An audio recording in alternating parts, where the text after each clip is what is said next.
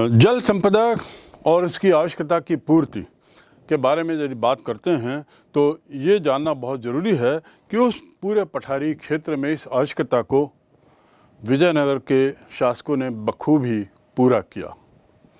इसके बाद अब हम आते हैं किले बंदियाँ तथा सड़कें। किले बंदियाँ तथा सड़कें देखेंगे, किला बंदी नहीं लिखा है, किले बंदियाँ लिखी हैं। यानी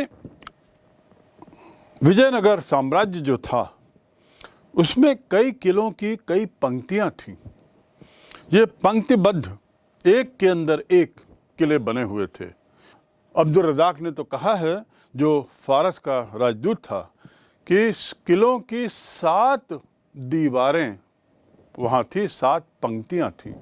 कल्पना कर सकते हैं कि वह क्षेत्र सुरक्षा की दृष्टि से कितना मजबूत होगा और विरोधियों के लिए कितना दुर्गम बना दिया गया होगा। बहुत सुदृढ़ थे, बहुत मजबूत थे। आखिर ये 7 पंक्तियां बनाई क्यों, इसका कुछ विवरण जो उपलब्ध है उसमें ऐसा कहा जाता है, ऐसा विवरण है कि खेत, जुते हुए खेत, बाग बगीचे, शासकीय इमारतें, ये सब किले के अंदर ही थीं। खेतों का किलों के अंदर होना एक स्वयं में एक नई बात थी। और जो किले बने हुए थे, जंगल भी इसके अंदर लाए गए थे। यानी आप कल्पना कर सकते हैं कि कितने विशाल ये किले होंगे, जहाँ तक इनकी लंबाई चौड़ाई की बात हो, जो अपने अंदर जंगल भी समाहित करते हैं, बगीचे भी लेते हैं और इसके साथ ही साथ खेत भी। अच्छा, खेत क्यों अंदर हैं इस पर हम बात करेंगे, लेकिन पहले ये जान लें कि जो किले बने थे ये फनाकार पत्थरों से बने हुए थे। फनाकार पत्थर जिसमें जिनको इस तरीके से जोड़ा जाता है कि वे अपने स्थान पर वैसे ही यथावत लग जाते हैं और बड़े मजबूत होते हैं। तो इस प्रकार फनाकार पत्थरों के टुकड़ों का उपयोग किया गया, जो स्वयं जुड़कर एक दूसरे से टिके हुए हैं। खेत की घेराबंदी की जहाँ तक बात मैंने की, तो अब्दुल रज़ाक का कहना है कि पहली, दूसरी और तीसरी जो दीवारें थी किलों की, वे दीवारों के बीच में जुटे खेत थे, उसके बाद बगीचे थे और उसके बाद आवास थे। डोमिंगो पेइस तो एक कदम और जाता है और वह कहता है कि पहली किले बंदी से शहर अभेद्य बना दिया गया था। पहली ही किले बंदी से, यानी जो किला और शहर, उसके बीच की दूरी अत्यधिक थी और उस दूरी में लगातार खेत थे, बगीचे थे और साथ ही किलों की अन्य दीवारें भी थीं। इस प्रकार ये सुनिश्चित किया गया था विजयनगर शासकों के द्वारा कि विरोधियों का अंदर आना, किले के अंदर आना दूभर कर दिया जाए, सुनिश्चित कर दिया जाए कि बहुत दुर्गम पगडंडियां, बहुत दुर्गम उनके लिए यह स्थल होगा आने के लिए। पहले जो डोमिंगो पेइस कहते हैं कि पहले से तो खेत खलिहानों को घेरा, दूसरे से बगीचे को घेरा और तीसरी किलेबंदी से नगर के आंतरिक केंद्र को, जो नगर के अंदर का जो केंद्रीय हिस्सा है, उसकी घेराबंदी की गई और बाद में फिर उसके बाद शासकीय क्षेत्र की घेराबंदी हुई। तो इस प्रकार एक के अंदर एक कई पंक्तियों में किले की दीवारें खड़ी की गई थी ताकि यह अभेद्य बन जाए, ये किले अभेद्य हो जाएं। विजयनगर दुर्ग में प्रवेश के लिए बहुत सुरक्षित प्रवेश द्वार है। इस प्रवेश द्वार से शहर तक सड़कें बनाई गई हैं। ये प्रवेश द्वार भी विजयनगर स्थापत्य कला के बड़े अनूठे प्रमुख नमूने हैं और इनमें मेहराब और गुंबद का भी अच्छा प्रयोग किया गया है।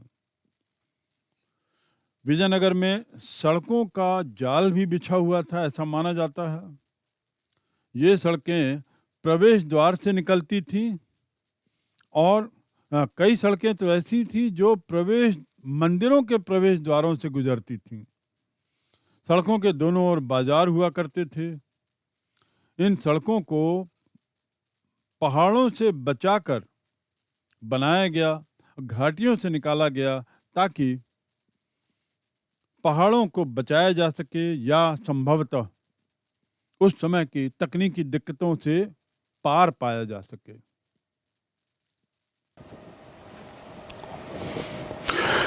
यहां सवाल यह आता है कि आखिर कृषि भूमि को इन्होंने घेरा क्यों? क्योंकि ये किसी अन्य जगह ऐसे उदाहरण शायद नहीं मिलते, लेकिन इनके विदेशी यात्रियों के विवरणों को पढ़ने से ऐसा लगता है कि इन लोगों ने, विजयनगर के लोगों ने, इसकी घेराबंदी मूलतः सुरक्षा की दृष्टि से की होगी। यदि खेतों को अंदर ले लिया गया, बगीचों को अंदर ले लिया गया, तो यह सुनिश्चित किया गया कि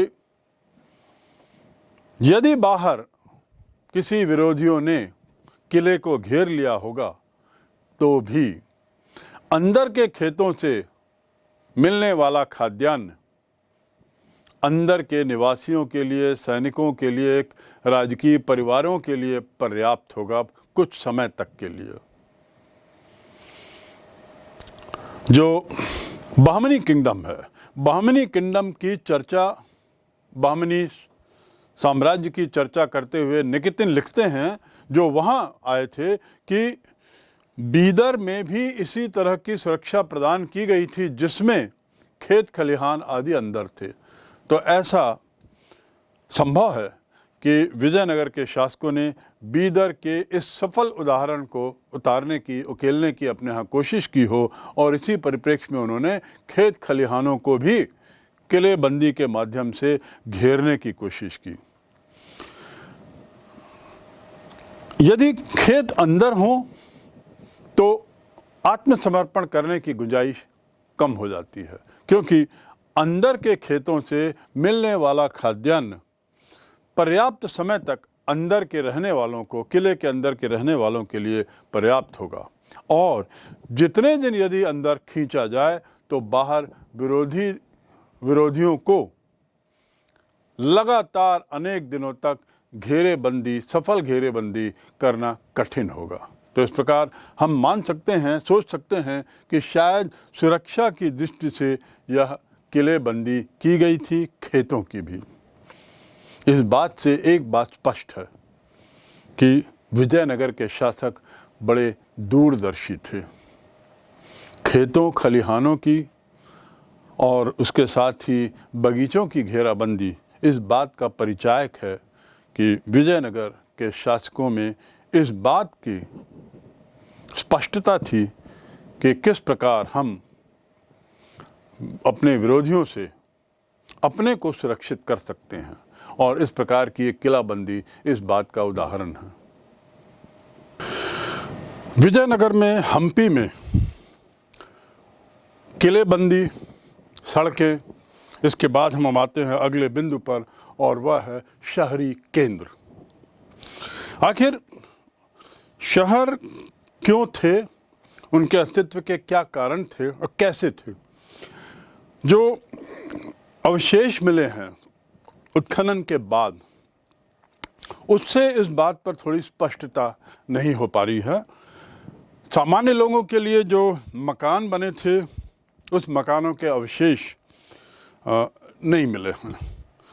इसका मतलब ये माना जा सकता है कि ये इनके पुरातात्विक साक्ष्य कम या ना मिलने के कारण शायद ये मकान उतने मजबूत ना रहे होंगे। लेकिन उत्तर पूर्व में यदि हम नक्शे में हम्पी को देखें तो उत्तर पूर्व की तरफ कुछ ऐसे साक्ष्य मिले हैं जिससे हम कुछ निष्कर्ष निकाल सकते हैं। उदाहरण के लिए पक्की चीनी मिट्टी के टुकड़े उन जगहों पर मिले हैं, और इसका अर्थ शायद पुरातात्विकविदों ने ये निकाला है कि ये जगह उत्तर पश्चिम वाली जो है वो संभवतः अमीर व्यापारियों के रहने का स्थल रहा होगा। अमीर व्यापारियों के निवास का स्थल इधर होगा।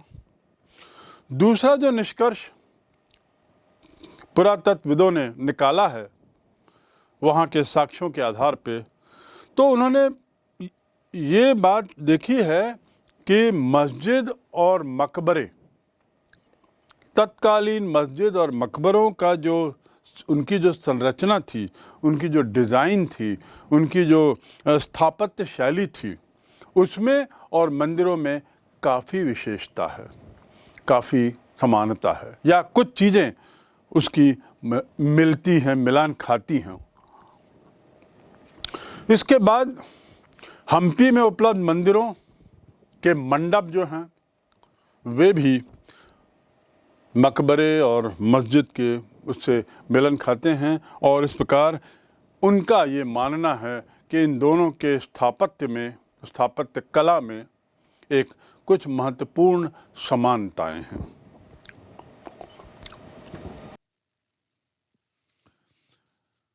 ऐसा प्रतीत होता है कि सामान्य लोग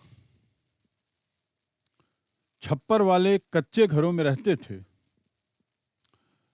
और चूंकि ये कच्चे घर थे इसलिए इनके अस्तित्व के साक्ष्य भी अब उपलब्ध नहीं हैं। 16वीं सदी में पुर्तगाली यात्री बारबोसा, जिसका जिक्र पहले कर चुके हैं, उसने सामान्य लोगों के आवासों का वर्णन करते हुए लिखा है कि लोगों के अन्य आवास छप्पर के हैं, पर फिर भी सुदृढ़ हैं, मजबूत हैं, और व्यवसाय के आधार पर कई खुले स्थानों वाली लंबी गलियों में व्यवस्थित हैं। तो उसकी नज़र में ये मकान तो सुदृढ़ थे, लेकिन चूंकि कच्चे बने हुए थे इसलिए आज इनके अवशेष कुछ ऐसे दृष्टिगोचर नहीं हैं।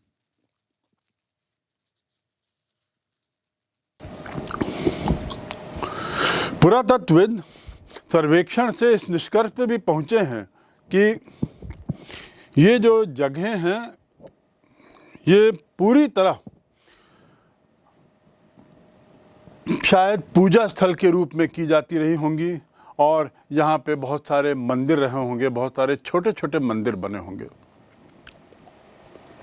इतने सारे छोटे मंदिरों का होना और पूजा स्थल के संभावनाओं का होना, अनेक संभावना का होना, इस बात की ओर भी इशारा करता है कि शायद सभी संप्रदाय के लोग, सभी समुदाय के लोग वहाँ पर आते थे और अपने अपने लिए मंदिर आदि का निर्माण करते थे।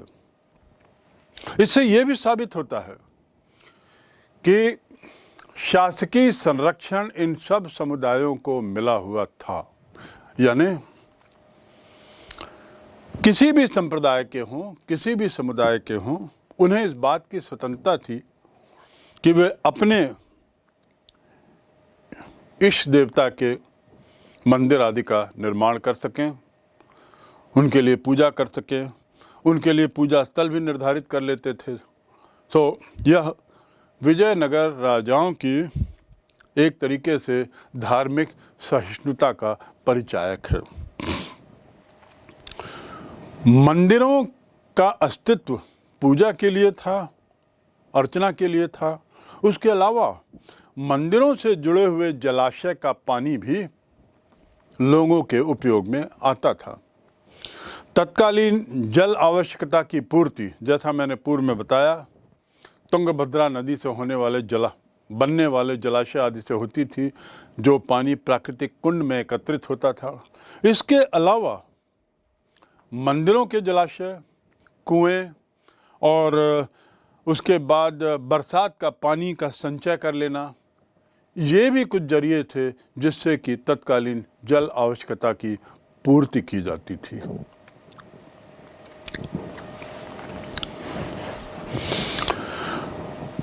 चलिए अब चलते हैं हम हम्पी के राजकीय केंद्र के बारे में कुछ जानने। राजकीय केंद्र यानी जहाँ से केंद्रीय सत्ता का संचालन होता था या जहाँ से केंद्रीय सत्ता राज्य का संचालन करती थी। बस्ती के जो यदि विजयनगर का नक्शा देखें तो उसके दक्षिण पश्चिम में शायद ये राजकीय केंद्र था और इसे कुछ लोगों ने शाही केंद्र का नाम दिया है। शाही केंद्र। आश्चर्य इस बात का है कि पुरातत्वविद इसे शाही केंद्र के रूप में उतना स्वीकार नहीं करते, क्योंकि उनका मानना है कि यहाँ पे तो 60 से ज़्यादा मंदिर पाए गए हैं। इतने ज़्यादा मंदिरों का निर्माण जिस किसी एक स्थल में हो वह शाही केंद्र कैसे बनेगा, बशर्ते उन मंदिरों से ही शासन चलाया जाता रहा हो, जो कि असंभव है। तो इस प्रकार निष्कर्ष ये निकलता है कि शायद इतने मंदिरों के कारण ये सत्ता का केंद्र नहीं रहा होगा और जो नाम दिया गया है शाही केंद्र, एक निष्पक्ष अध्ययन के आधार पे, तर्क के आधार पर ये बात तो उचित लगती है कि शाही केंद्र शब्द जो है वो शहर के किसी एक भाग विशेष के लिए किया जाता रहा होगा।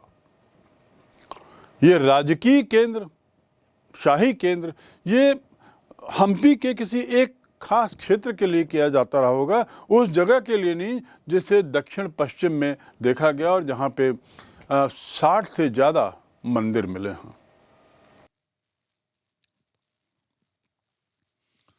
हमें याद रखना चाहिए कि धर्म और धार्मिक वर्गों की विजयनगर साम्राज्य के राजनीतिक, सामाजिक और आर्थिक जीवन में बड़ी महत्वपूर्ण भूमिका थी। धर्म का कठोर पालन, इसका जो सिद्धांत था, ये विजयनगर साम्राज्य का एक प्रमुख अंग था, एक उनका विशिष्ट लक्षण था, उनकी एक विशिष्टता थी। तो धर्म की कठोरता विजयनगर का एक विशेष गुण भी था।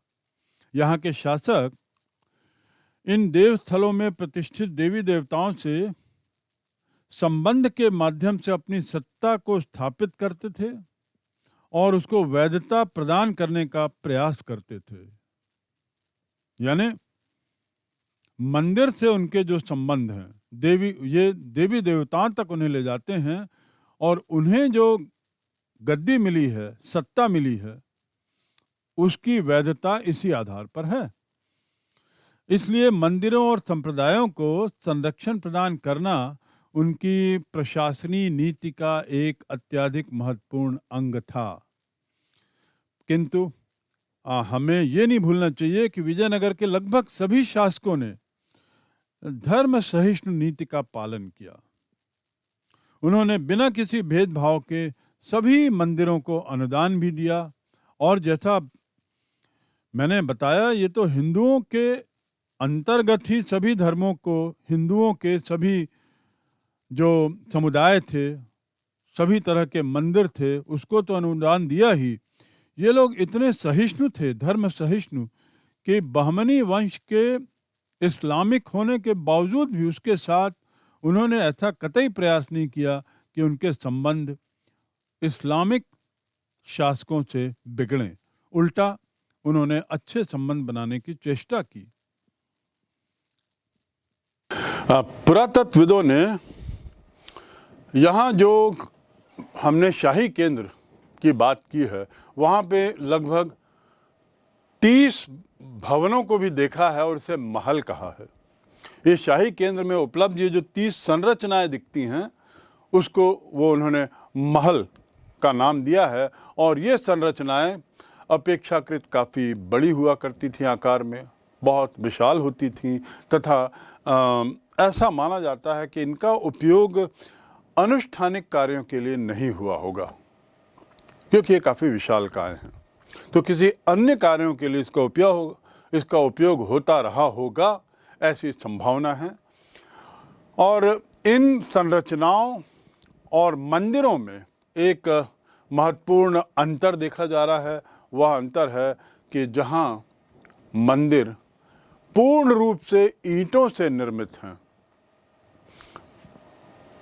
गैर मंदिर संरचनाएं या ये महल या भवन जिसे हम बोलें या शाही निर्माण बोलें, उनका निर्माण धर्मेतर भवनों में सामान्यतः विकारी वस्तुओं का उपयोग किया गया है।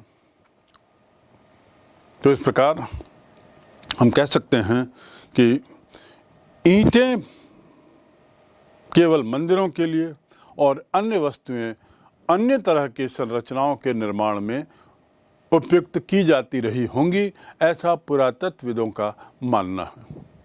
अगला बिंदु है महानवमी डिब्बा।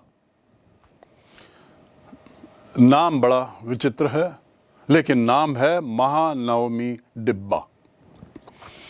ये महानवमी डिब्बे का जिक्र विदेशी यात्री डोमिंगो पेस का पुनः करते हैं और उन्होंने इसका विस्तृत रूप से जिक्र किया है, विवरण दिया है और उन्होंने कहा है इसे विजय का भवन, इस संज्ञा से डोमिंगो पेस इस महानवमी डिब्बे को संबोधित करते हैं। ये डिब्बाकार शेप में है और सबसे शहर का जो सबसे ऊंचा स्थान, सर्वोच्च स्थान, उसमें एक विशाल मंच बना हुआ और उस मंच के ऊपर ये डिब्बा स्थित है। इसकी जो चौड़ाई है 40 फीट, डिब्बाकार है, इसकी चौड़ाई 40 फीट है और कुल क्षेत्रफल जो है वो 11,000 स्क्वायर फीट है। 11,000 वर्ग फीट इसका क्षेत्रफल है। कल्पना करिए, डिब्बाकार एक संरचना जो एक विशाल मंच पे हो, तो मंच भी कितना विशालतम होगा और वह भी शहर के सबसे ऊंची जगह पर स्थित हो। यह महानवमी डिब्बा है। अब ये आखिर बना क्यों है, इसका उद्देश्य क्या रहा होगा? तो ऐसा माना जाता है कि शायद महानवमी पर्व के दौरान, महानवमी त्यौहार के दौरान यहाँ पर अनुष्ठान वगैरह होते होंगे और अनुष्ठानों के कारण, धार्मिक अनुष्ठानों के कारण, वह भी महानवमी से जुड़े हुए अनुष्ठानों के कारण इसे महानवमी डिब्बा नाम दिया गया है।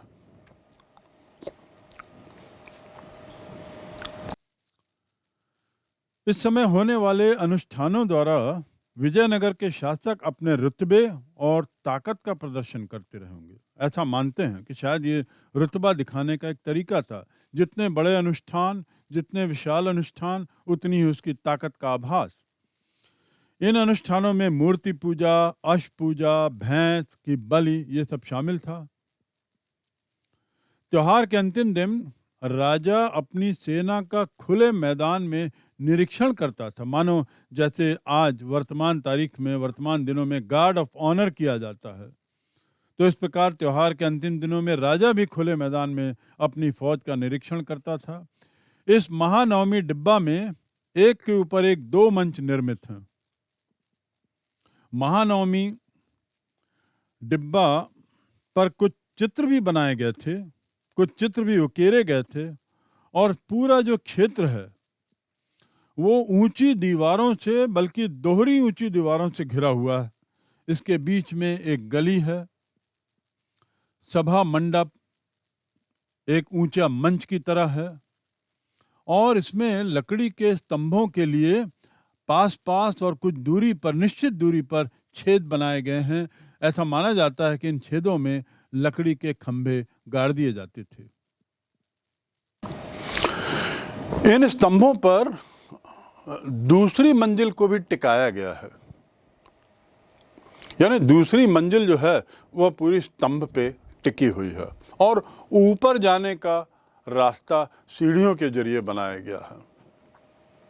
तो साथ ही सीढ़ियों से पहुंचने के लिए यह भी सुनिश्चित किया गया कि जो स्तंभ हैं वो पूरे मजबूत तरीके से खड़े हों। दुर्भाग्य से अभी तक ये स्पष्ट नहीं है कि इनका उपयोग किस लिए किया जाता रहा होगा, इन भवनों का क्या प्रयोजन रहा होगा। और इसका कारण है कि जो स्तंभ हैं वो इतने पास पास हैं कि किसी तरह के धार्मिक अनुष्ठान करना वहाँ पे एक तरीके से असंभव तो नहीं पर कठिन जरूर दिखता है। तो ये उसके स्थापत्य के कुछ नमूनों में से एक बड़ा अच्छा उदाहरण है और तत्कालीन स्थापत्य कला की मजबूती को भी प्रमाणित करता। महल, मंदिर और अन्य निर्माण, इनकी बात करते हुए अब हम जानते हैं थोड़ा कि राजकीय केंद्रों में जो स्थित अन्य भवन थे वे कैसे थे, उनका क्या प्रयोजन था। राजकीय केंद्रों में स्थित अन्य भवन, इनमें बड़े महल शामिल हैं जो बड़े भव्य थे, बहुत विशाल थे, और इन महलों में सबसे सुंदर था कमल महल। एक कमल महल नाम भी अंग्रेजों ने दिया है जो बाद में भारत आए, और ये नाम देने के पीछे कारण था कि इस महल की भव्यता, उसकी मनमोहकता, उसकी सुंदरता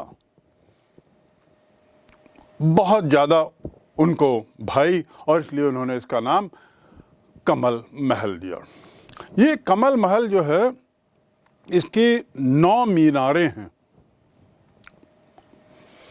एक मीनार, सर्वोच्च मीनार जो है वो बीच में स्थित है, और बाकी अन्य 8 मीनारें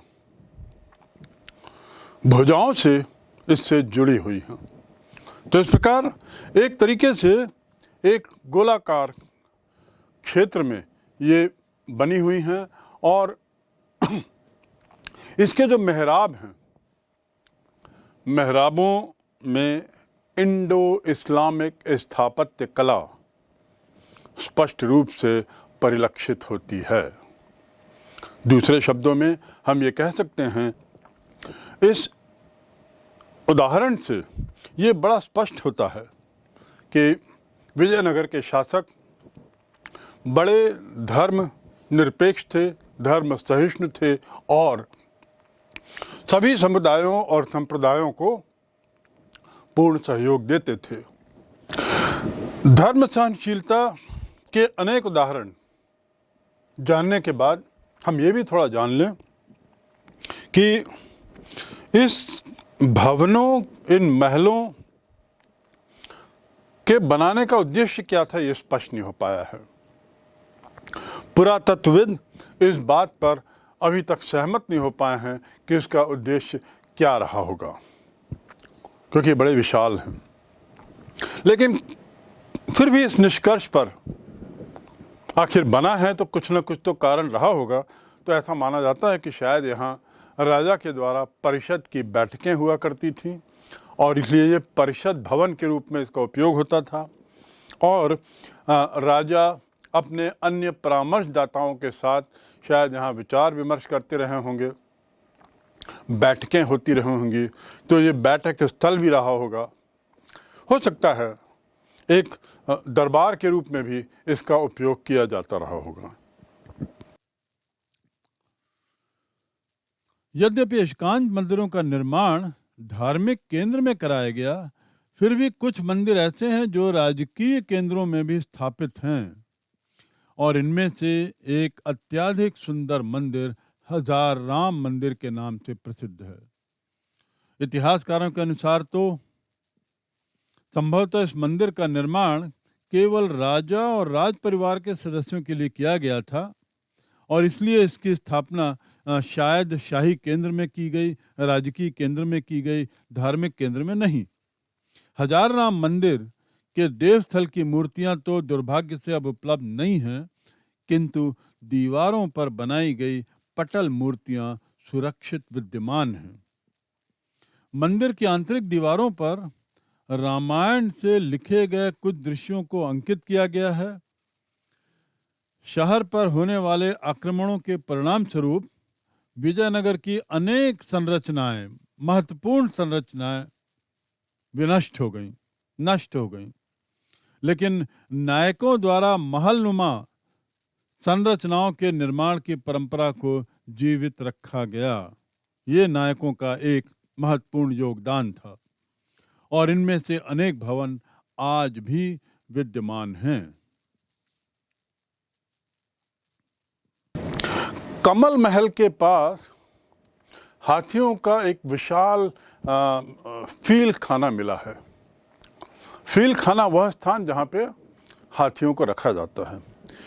इसकी विशालता से एक अंदाज लगाया जा सकता है कि विजयनगर की सेना, जो वैसे तो बड़ी सुगठित थी, सुव्यवस्थित थी, उसमें निश्चित रूप से हाथियों का स्थान बहुत महत्वपूर्ण रहा होगा, तभी तो इतने बड़े बड़े फील खाने बने हुए हैं। फील खाने की स्थापत्य शैली यानी उसके निर्माण की शैली, उस पर भी इस्लाम की स्थापत्य कला का प्रभाव दिखाई देता है और इसके निर्माण में भारतीय इस्लामिक स्थापत्य कला काफ़ी स्पष्ट रूप से दृष्टिगोचर है। तो इस प्रकार हम देख सकते हैं कि तत्कालीन साम्राज्य में जो भवन बनाए गए उसमें विभिन्न कलाओं का पुट है, विभिन्न धर्मों की जो स्थापत्य कलाओं की जो बारीकियां थी उसे समाहित किया गया और भवनों के निर्माण, मंदिरों के निर्माण और अन्य चीज़ों के निर्माण में सुंदरता को ज़्यादा स्थान दिया गया और इसको सुंदरता को बढ़ाने में स्थापत्य कला के जो भी उदाहरण महत्वपूर्ण लगे उसे अपनाने में विजयनगर शासकों ने कतई कंजूसी नहीं की।